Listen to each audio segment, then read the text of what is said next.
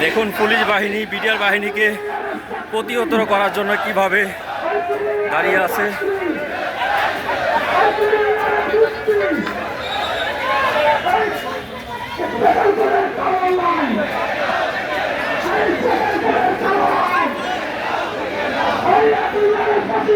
ভাই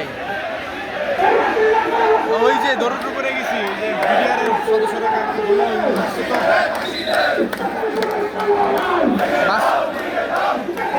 মামলার একটু